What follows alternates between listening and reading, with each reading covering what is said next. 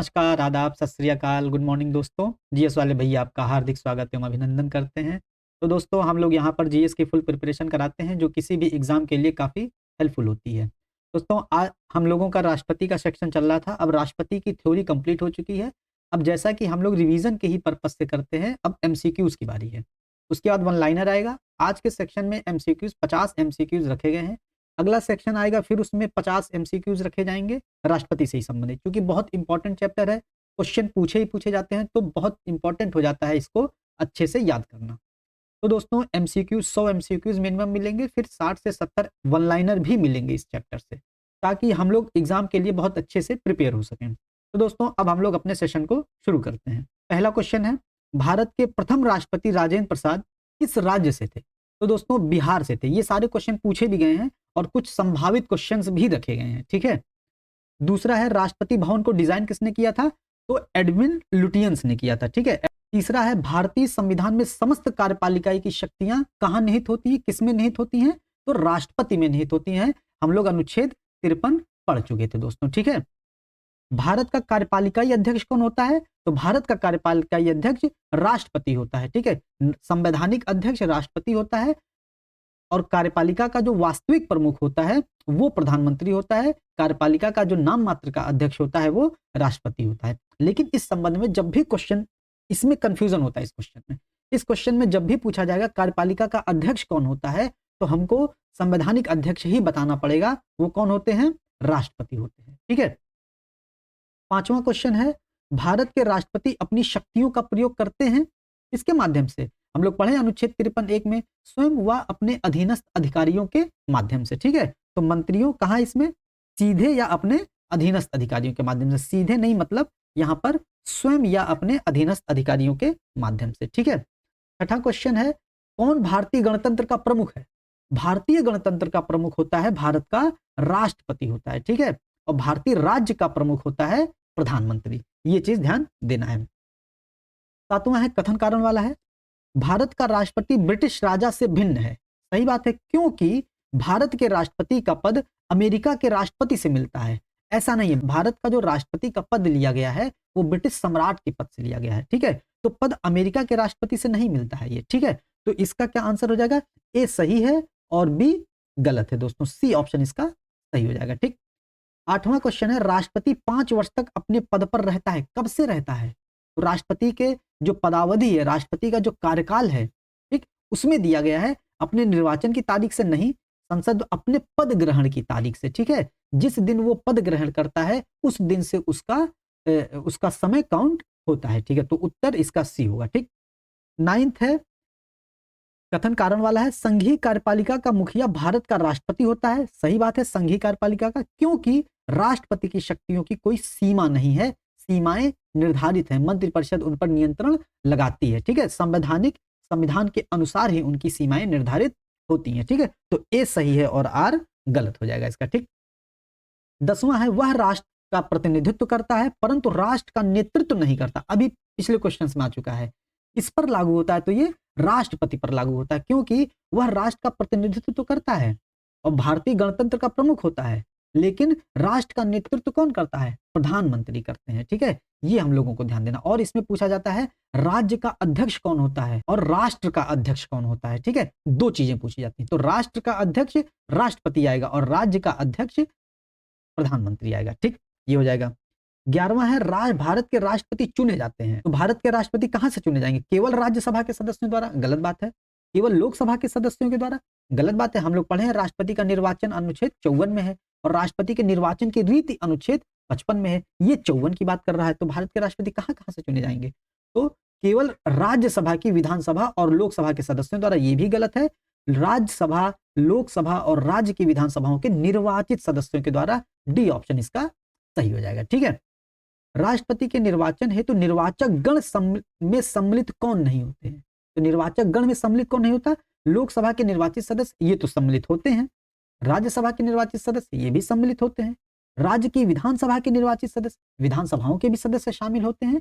राज्य की विधान परिषद के निर्वाचित सदस्य शामिल नहीं होते। तो इसका उत्तर डी सही हो जाएगा। ठीक है, तो आंसर डी हो जाएगा। ये सारी चीजें थ्योरी में बहुत अच्छे तरीके से समझाए हैं, आप लोगों को मस्ट है देखना, वो बहुत अच्छे तरीके से कैसे भी रिवीजन किया जाता है वो सारी चीजें उसमें बताया गया है और कराया भी गया है। ठीक है, 13वां है राष्ट्रपति का निर्वाचन मंडल के सदस्य होते हैं। राष्ट्रपति का निर्वाचन अनुच्छेद 54 है। राष्ट्रपति के निर्वाचन की रीति अनुच्छेद 55 में है। ठीक है, किस माध्यम से? 55 में क्या है? अनुपातिक प्रतिनिधित्व की एकल संक्रमणीय मत प्रणाली है, गुप्त मतदान है। और 54 में निर्वाचक मंडल आ जाता है, ये आ जाता है। ठीक, उसमें क्या बताया गया है?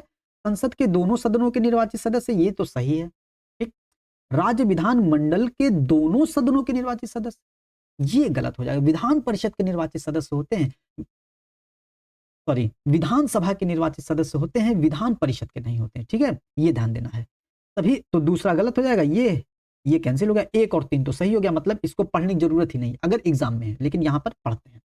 सभी राज्यों की विधानसभाओं के निर्वाचित सदस्य, ये भी सही बात है। ठीक, दिल्ली और पुडुचेरी विधानसभा के निर्वाचित सदस्य, ये भी सही है। तो 1, 3, 4 इसका डी ऑप्शन सही हो जाएगा। ठीक है, जो दिल्ली और पुडुचेरी विधानसभा के निर्वाचित सदस्य को जब शामिल किया गया निर्वाचक मंडल में, तो वो 17वां संविधान संशोधन था। दोस्तों ये इंपॉर्टेंट है, ध्यान दीजिएगा।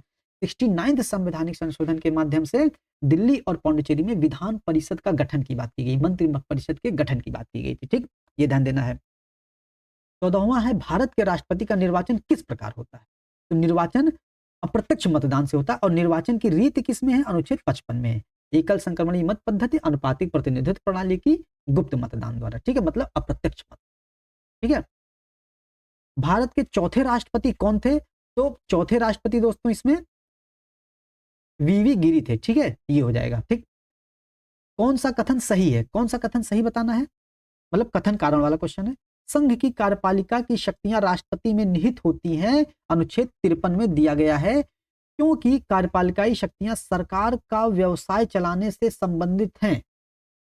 कार्यपालिकाई शक्तियां सरकार का व्यवसाय चलाने से संबंधित तो हैं, लेकिन ये इसकी व्याख्या नहीं कर रहा है, ये हमको समझना है। ठीक है, संघ की कार्यपालिका, अगर यहां पर ये लिखा होता बी की जगह, संघ की कार्यपालिकाई शक्तियां भारत के राष्ट्रपति में निहित होती हैं, क्योंकि वह इसका प्रयोग स्वयं या अपने अधीनस्थ अधिकारियों के माध्यम से करता है, तो कथन कारण सही होता और व्याख्या भी कर रहा होता। यहां पे सही है, लेकिन इसकी व्याख्या नहीं कर रहा है ये। ठीक है, तो इसका क्या हो जाएगा? दोनों सही हैं, लेकिन आर ए का स्पष्टीकरण नहीं है, मतलब व्याख्या नहीं है। ठीक, 17वां है कौन सा राष्ट्रपति के चुनाव प्रकरण के लिए सही नहीं है, बताना है। ठीक, क्वेश्चन को ढंग से पढ़ते हैं। पदस्थ राष्ट्रपति की पदावधि से पूर्व उत्तराधिकारी का चुनाव आवश्यक हो जाना चाहिए, ये सही है। मतलब राष्ट्रपति का जो चुनाव, राष्ट्रपति का जो कार्यकाल खत्म होता है उसके 6 महीने पहले ही उसका चुनाव कराया जाना चाहिए, ये तो स्टेटमेंट सही है। राष्ट्रपति अपना पदभार ग्रहण करने की तिथि से 5 वर्ष तक पद धारण करेंगे, ये भी सही है। जिस दिन पद ग्रहण करते हैं, मतलब शपथ जिस दिन लेते हैं, उस दिन से उनका कार्यकाल शुरू होता है, ना कि चुनाव, ना कि निर्वाचित होने के समय से। ठीक है, सी है राष्ट्रपति का उत्तराधिकारी आने तक कार्यकाल की समाप्ति पर भी वह पद पर बना रहेगा, ये भी सही है, ये भी थ्योरी में पढ़ चुके हैं। मतलब अगर राष्ट्रपति का कार्यकाल खत्म हो गया, लेकिन राष्ट्रपति, दूसरे राष्ट्रपति का जो निर्वाचन में कुछ लेट हो रहा है, कुछ कारण से उन गतिविधि बाधित हो रही है, तो इन राष्ट्रपति का, वर्तमान राष्ट्रपति का कार्यकाल थोड़ा सा बढ़ जाएगा, जब तक वो निर्वाचित होकर पद ग्रहण नहीं कर लेते हैं। ठीक है, ये चीज समझ। डी है निर्वाचक मंडल के अपूर्ण होने के आधार पर राष्ट्रपति का चुनाव स्थगित किया जा सकता है, ये गलत है और डी आंसर सही होगा, क्योंकि गलत पूछा है। हम लोग पढ़ चुके हैं राष्ट्रपति के निर्वाचन में यदि कोई निर्वाचक मंडल रिक्त है, तो इस आधार पर उनके चुनाव को चुनौती न्यायालय में नहीं दी जा सकती है। ये चीज हम लोग बहुत अच्छे से थ्योरी में पढ़ चुके हैं। ठीक है, तो अगर थ्योरी की क्लास नहीं देखे हैं, मस्ट है देखना, आप लोग जाके उसको जरूर देखिए, बहुत अच्छे से उसको समझाया गया है, एक एक चीज आपको याद हो जाएगी क्लास में। 2 क्लास लिया गया फुल डिटेल के साथ। ठीक है, 18वां है सर्वसम्मति से निर्वाचित भारत के राष्ट्रपति कौन थे? जो सर्वसम्मति से निर्वाचित थे, तो नीलम संजीव रेड्डी थे। ठीक है, 19वां है भारत के राष्ट्रपति के उम्मीदवार के प्रस्ताव का अनुसमर्थन किया जाना चाहिए कम से कम 50 निर्वाचकों के द्वारा। ठीक है, ये इंपॉर्टेंट है, ध्यान देना है। आप नहीं बन सकते ऐसे, बनने योग्य तो कोई भी है बनने के लिए, है कि नहीं? 35 वर्ष उम्र हो जाए तो कोई भी बन सकता है, भारत का नागरिक हो, लोकसभा सदस्य की सदस्य बनने की योग्यता रखता हो, लेकिन उसके लिए क्या होना चाहिए? 50 समर्थक होने चाहिए। ठीक है, ये नहीं कि कोई भी चला गया, पूरा पता चला 80 करोड़ लोग लगे हैं, है कि नहीं, जितने लोग 30 साल 35 साल से ऊपर हैं। 20वां है भारतीय संविधान का कौन सा अनुच्छेद पद के लिए, अनुच्छेद राष्ट्रपति के पद के लिए होगा यहाँ पर, ठीक है, राष्ट्रपति के पद के लिए पुनः निर्वाचन की योग्यता निर्धारित करता है, अनुच्छेद 57। बहुत अच्छे से हम लोग पढ़ चुके हैं, ठीक है, डी ऑप्शन सही हो जाएगा। 56 में उनका कार्यकाल है, 54 में निर्वाचन है, निर्वाचक मंडल कह सकते हैं राष्ट्रपति का, और 52 में भारत का एक राष्ट्रपति होगा, ठीक है। 21वां क्वेश्चन है निम्न कथनों पर विचार करना है, कथन कारण वाला है, सुरक्षा बलों का सर्वोच्च कमान राष्ट्रपति में निहित होता है, सही है, हम लोग अनुच्छेद 53 में पढ़ चुके हैं, है कि नहीं। क्योंकि प्रधान सेनापति की हैसियत से राष्ट्रपति की शक्तियां विधायी नियंत्रण से स्वतंत्र हैं, गलत है, अभी ऊपर वाले क्वेश्चन में मिला है कि राष्ट्रपति विधायी नियंत्रण से स्वतंत्र नहीं है, संविधान की सीमा के भीतर है कि नहीं, तो ये गलत हो जाएगा, मतलब ए सही है और आर गलत हो जाएगा, ठीक। 22वां क्वेश्चन है निम्न में से कौन राष्ट्रपति होने से पहले भारत के उपराष्ट्रपति पद पर आसीन नहीं रहे, तो राधा कृष्णन थे, पहले ही थे ये उपराष्ट्रपति, डॉक्टर जाकिर हुसैन भी थे, आर वेंकटरमण भी थे, नीलम संजीव रेड्डी नहीं थे, तो सी ऑप्शन इसका सही हो जाएगा आंसर, ठीक। 23वां है राष्ट्रपति के निर्वाचन में राज्य का मुख्यमंत्री मतदान करने के लिए पात्र कब नहीं होता है, पात्र नहीं होता यदि वह स्वयं प्रत्याशी हो, स्वयं प्रत्याशी होता है तो मतदान करता है वो, ठीक है, उसे राज्य विधानमंडल के निचले सदन में अपना बहुमत सिद्ध करना शेष हो तो भी करता है, ठीक, क्योंकि अभी हटाया नहीं गया है।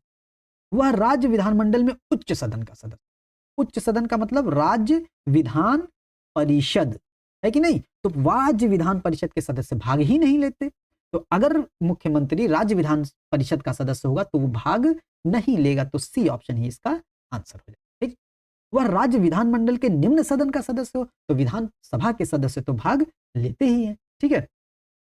24वां है राष्ट्रपति की उम्मीदवार के लिए आवश्यक क्या नहीं है, आयु 35 वर्ष, मतलब योग्यता, योग्यता किसमें है, अनुच्छेद 58 में है, ठीक है, पढ़ा लिखा हो, ये कहीं नहीं लिखा है, मतलब अनपढ़ व्यक्ति भी भारत का राष्ट्रपति बन सकता है, बस 50 समर्थक और 50 अनुमोदक, 50 समर्थक या 50 अनुमोदक की आवश्यकता है, भारत का नागरिक होना चाहिए, संसद चुने जाने की योग्यता रखता हो और न्यूनतम 35 वर्ष की आयु हो, है कि नहीं, लोकसभा सदस्य चुने जाने की योग्यता रखता हो और देश का नागरिक हो, है कि नहीं, तो बी आंसर इसका सही हो जाएगा, क्योंकि बी ही आवश्यक शर्त नहीं है, ठीक। 25वां है भारतीय राष्ट्रपति के संबंध में निम्न कथनों पर विचार करना है, उसे भारत में जन्मा नागरिक होना चाहिए, ये गलत बात है। भारत का राष्ट्रपति कोई भी भारत का नागरिक बन सकता है, ये जन्मा नागरिक अमेरिका के राष्ट्रपति की शर्त है, ठीक है। जो भारतीय नागरिकता अधिनियम 1955 में 5 आधार पर नागरिकता के प्रावधान दिए गए हैं, उनमें से किसी भी आधार पर भारत का नागरिक हो, चाहे वो जन्म के, वंश के आधार पर, पंजीकरण, देशीकरण या विदेशी राज्य के विलय के आधार पर यदि किसी भी व्यक्ति को नागरिकता मिली हुई है भारत की, तो वो भारत का राष्ट्रपति बनने के योग्य है, ठीक है। उसे 35 वर्ष की उम्र पूरी कर लेनी चाहिए, सही बात है, तो पहला नहीं होगा, पहला नहीं होगा, केवल 2 सही है, तीसरा भी देख लेते हैं क्योंकि एग्जाम तो है नहीं है। उसे संसद का सदस्य निर्वाचित होने की योग्यता रखनी चाहिए, ये दोस्तों ऑप्शन के अनुसार गलत हो जाएगा, ठीक है, और संसद का सदस्य निर्वाचित होने की योग्यता नहीं, लोकसभा का सदस्य बनने की योग्यता होनी चाहिए, है कि नहीं। अब संसद में तो दोस्तों राज्यसभा भी आ जाएगा, तो राज्यसभा राष्ट्रपति के लिए अनिवार्य नहीं है, ठीक है, तो ये हम लोगों को समझना है। अगला क्वेश्चन है 26वां है निम्नलिखित में से कौन से भारतीय राष्ट्रपति लोकसभा अध्यक्ष भी रहे हैं, ये बहुत इंपॉर्टेंट है, तो नीलम संजीव रेड्डी रहे हैं, ठीक। 27वां है भारत का राष्ट्रपति अपना त्याग पत्र किसको संबोधित करके देता है, हम लोग पढ़े हैं वो उपराष्ट्रपति को संबोधित करके देता है, ठीक है। 28वां क्वेश्चन है एक संसद अथवा विधानसभा का सदस्य राष्ट्रपति निर्वाचित हो सकता है, परंतु क्या शर्त है, चुनाव लड़ने से पूर्व उसे अपनी सदस्यता से त्याग पत्र देना होगा, ऐसा कहीं जिक्र नहीं है, ठीक है, तो ये नहीं होगा, ठीक। अपने निर्वाचन से 6 माह के अंदर अपनी सदस्यता छोड़नी होगी, ये भी कहीं नहीं है, ठीक। निर्वाचित होने के तुरंत उपरांत अपनी सदस्यता छोड़नी होगी, ये सही बात है, जैसे वो निर्वाचित होता है, यदि वो संसद का सदस्य है या वो राज्य विधानमंडल का सदस्य है तो उसकी सदस्यता छोड़नी होगी उसको, ठीक है, ये तीसरा स्टेटमेंट सही है, ठीक। एक संसद चुनाव लड़ सकता है परंतु विधानसभा का सदस्य नहीं लड़ सकता, ये गलत है, लड़ सकता है चुनाव, ठीक है, सी ऑप्शन इसका सही हो जाएगा।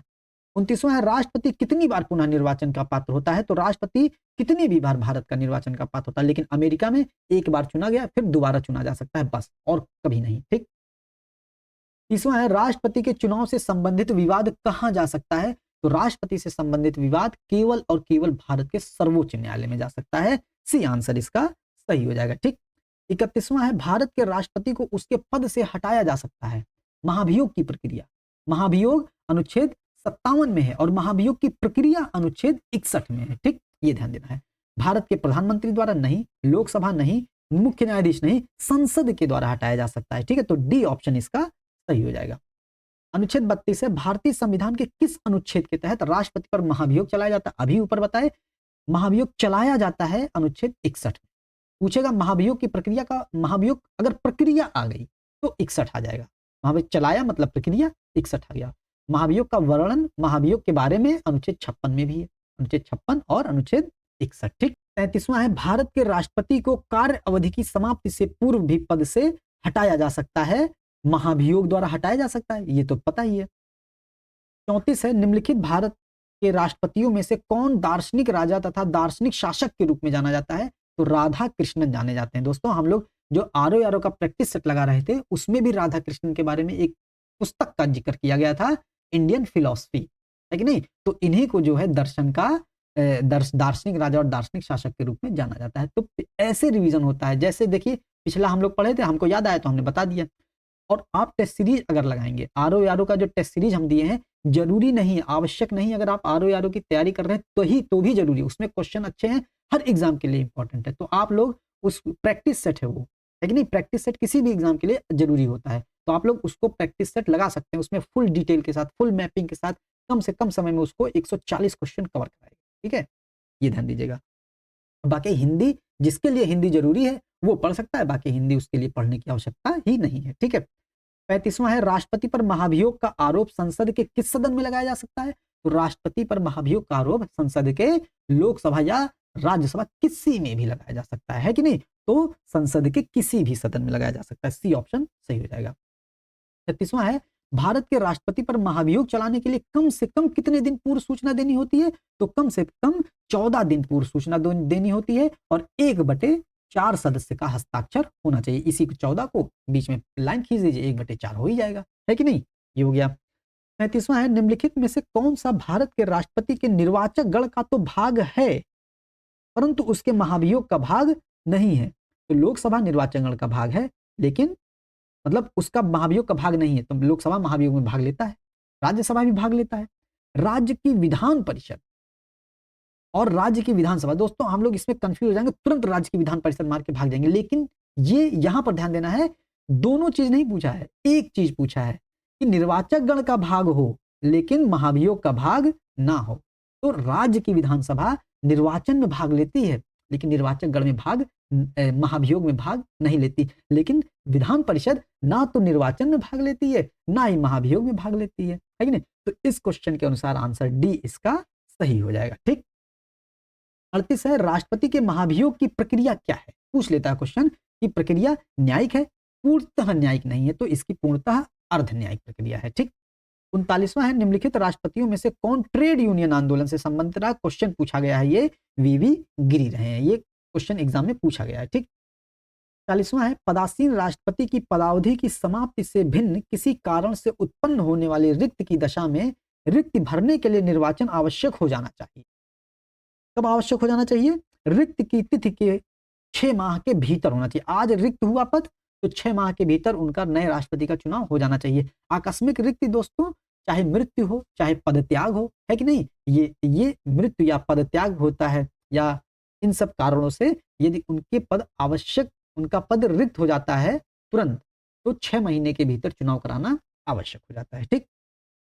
41 यदि मृत्यु, त्याग पत्र अथवा हटाए जाने की स्थिति में भारत के राष्ट्रपति का पद रिक्त हो जाए तो उसे पद का कार्यभार कौन संभालेगा?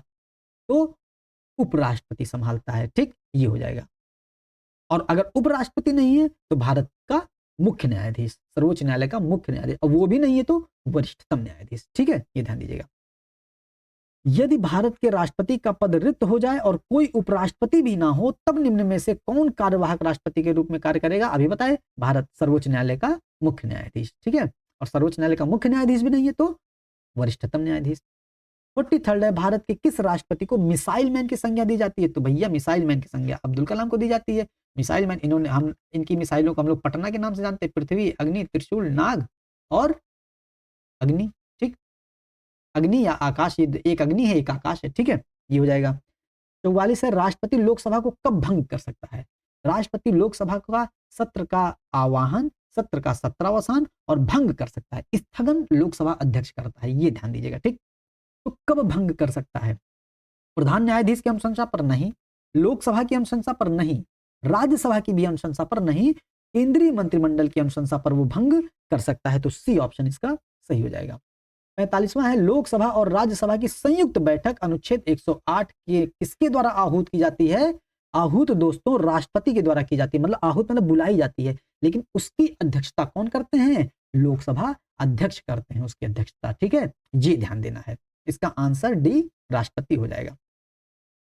46वां है, निम्न में से कौन सी अभिव्यक्ति संविधान के अनुच्छेद 108 के अंतर्गत दोनों सदनों की संयुक्त बैठक आहूत करने के संबंध में उचित है? मतलब राष्ट्रपति के आशय होगा तो संविधान का संयुक्त बैठक, संसद का संयुक्त बैठक बुलाया जाता है राष्ट्रपति के आशय से, ठीक है। इंपॉर्टेंट है, ध्यान दीजिएगा, आशय शब्द, ना तो विवेक होगा, ना तो निर्देश होगा, ना तो सहमति होगी। इंपॉर्टेंट है, क्वेश्चन मिल सकता है एग्जाम में, ठीक है, और कंफ्यूज कर सकता है। 45वां है, भारत के राष्ट्रपति के संबंध में कौन सा कथन सही नहीं है? तो वो संसद का एक संगठक भाग है, सही है। संसद क्या होता है? संसद के 3 भाग, लोकसभा, राज्यसभा और राष्ट्रपति। वह दोनों सदनों की चर्चा में भाग लेता है, ये कहीं नहीं है कि नहीं? आवश्यक नहीं, वो दोनों सदनों की चर्चा में भाग लेता है। प्रत्येक वर्ष दोनों सदनों की संख्या को दोनों सदनों को संबोधित करता है, दोनों सदनों के सदन को संबोधित करता है, ये भी पढ़े हम लोग अनुच्छेद 86 में, है कि नहीं? और अनुच्छेद 87 है। 86 में मतलब जो है उसका अभिभाषण है, और 87 में जो है उसका विशेष अभिभाषण है, ये है। और 87 में विशेष अभिभाषण के दौरान प्रत्येक वर्ष दोनों सदनों की पहली बैठक, और अगर नई लोकसभा निर्वाचित होती है तो उसके बाद की पहली बैठक को राष्ट्रपति संबोधित करता है। किस अनुच्छेद में? ये अनुच्छेद 87, ठीक। वह किन्हीं परिस्थितियों में अध्यादेश लागू कर सकता, इसका आंसर कौन सा होगा? सही नहीं है, तो इसका बी ऑप्शन ही सही होगा, ठीक है। ये सी ऑप्शन, तो सी ऑप्शन स्टेटमेंट सही है, प्रत्येक वर्ष दोनों सदनों की संख्या को संबोधित करता है, स्टेटमेंट सही है। वह किन्हीं परिस्थितियों में अध्यादेश लागू कर सकता है, सही है स्टेटमेंट, लेकिन क्या पूछा है? गलत स्टेटमेंट पूछा है, तो गलत स्टेटमेंट बी वाला गलत स्टेटमेंट है, ठीक। 48 है, राष्ट्रपति संसद का भाग होता है, सही बात है, क्योंकि संसद के दोनों सदनों द्वारा पारित विधेयक बिना राष्ट्रपति की स्वीकृति के कानून नहीं बन सकता है, ये भी सही है, इसीलिए तो वो राष्ट्रपति संसद का भाग है, अभिन्न भाग है कि नहीं? तभी तो जो भी विधेयक कानून पारित होते हैं राष्ट्रपति की सहमति के बाद ही कानून बनते हैं, वो है कि नहीं? तो ये दोनों कथन सही है, और इसकी व्याख्या भी कर रहा है, स्पष्टीकरण भी है, तो ए सही हो जाएगा इसका, ठीक है। 49वां है, भारत के किस मुख्य न्यायाधीश ने राष्ट्रपति के रूप में कार्य किया था? तो एम हिदायत उल्लाह ने किया था, ठीक है, इंपॉर्टेंट है। 50वां क्वेश्चन है और आज का आखिरी क्वेश्चन है, भारत के राष्ट्रपति ने किस एकमात्र मामले में अपनी वीटो शक्ति का प्रयोग किया था? तो भारतीय डाकघर संशोधन विधेयक में अपनी वीटो शक्ति का प्रयोग किया था, ये चीज हम लोग पहले पढ़ चुके हैं, ठीक है, ज्ञानी जैल सिंह के द्वारा राजीव गांधी की सरकार में, ठीक है। तो दोस्तों इस तरीके से उम्मीद है आपको ये 50 क्वेश्चन बहुत अच्छे लगे होंगे और सेशन भी बहुत पसंद आया होगा, और सारी चीजें समझ में भी आई होंगी और कुछ चीजें रिवाइज भी हुई होंगी न्यूनतम समय में। तो दोस्तों बिना किसी फर्जी की बात किए हुए सेशन को लाइक कीजिएगा, शेयर कीजिएगा, सब्सक्राइब कीजिएगा। इसके बाद एक 50 क्वेश्चन का सेट और आने वाला है, उसके बाद वन लाइनर का सेट और आने वाला है, कम से कम 50-60 क्वेश्चन। तो दोस्तों पूरा होलिस्टिक वे में और पूरा मल्टीपल टाइम्स रिवीजन भी हो जाएगा, जो कि एग्जाम में एग्जीक्यूट करने के लिए काफी आसान होता है। तो दोस्तों मिलते हैं अगले सेशन में। जय हिंद, जय भारत।